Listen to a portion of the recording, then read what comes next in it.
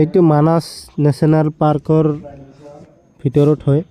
ভিতৰত মানে জংঘলত এইটো ঘেটৰ পৰা ভিতৰত যায় একদম লাষ্টত যোনটো নদীৰ পাৰ আছে এই নদীৰ পাৰত এটা মিউজিয়ামৰ নিচিনা এটা ৰাখি থৈ দিছে। এইটো ম'হৰ শিং, হৰিণা আৰু এইফালে আৰু কিবা কিবি আছে। এইটো হাতীৰ হেৰি আছে, এইটো গণ্ডাৰ বনাই থৈ দিছে। এইটো বাঘৰ তাৰমানে ছালটো তাৰমানে যোনটো ছাল আছে এইটো একদম অৰিজিনেল হয় বুলি কৈছে।